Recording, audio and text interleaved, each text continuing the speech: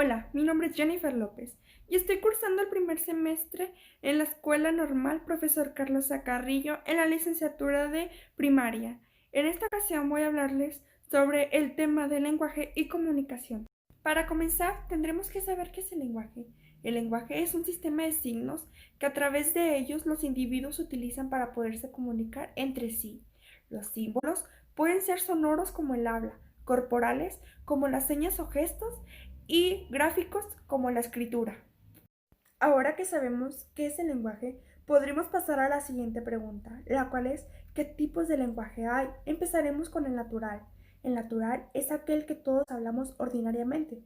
Puede ser el español, el inglés, el francés, el italiano, cualquiera, mientras se desarrolle espontáneamente para que las personas puedan comunicarse entre sí. El lenguaje artificial se entiende como tal aquel lenguaje que es creado y empleado conscientemente. Por ejemplo, cuando tienes algo que decir, pero es difícil de entender, tú lo puedes cambiar y hacerlo a tu manera para poder así entenderlo. O sea, que la gente lo entienda. Ese se refiere al lenguaje artificial. El lenguaje literario es el tipo de lenguaje escrito que emplean los escritores.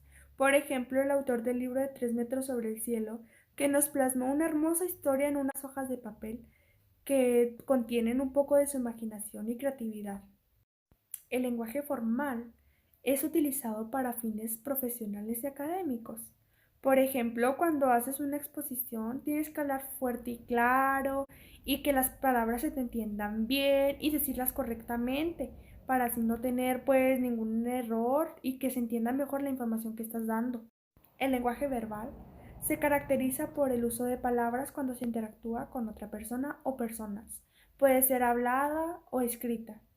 El lenguaje oral es básicamente el lenguaje hablado. Por ejemplo, cuando estás platicando con una persona que intercambian palabras, eso es el lenguaje oral.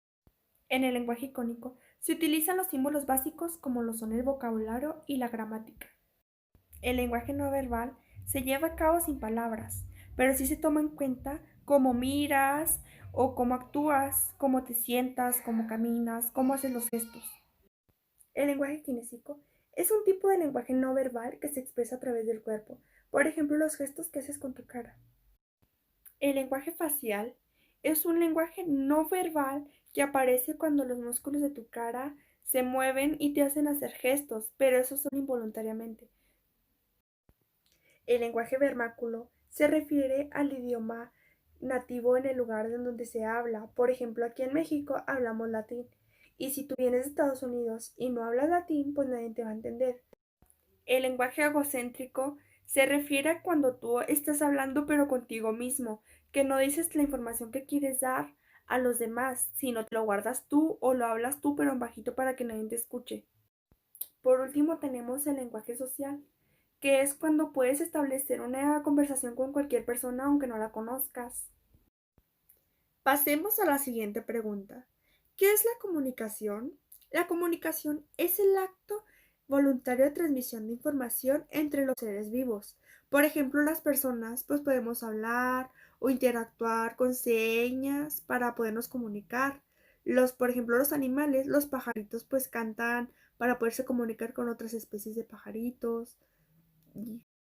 Ahora que ya sabemos qué es la comunicación, podemos pasar a la siguiente pregunta, la cual es ¿cómo es el proceso de comunicación? Este se conforma por 3 pasos. El primero es el emisor, que es el que transmite el mensaje. El mensaje es la información que se quiere dar y el receptor es la persona que la va a recibir.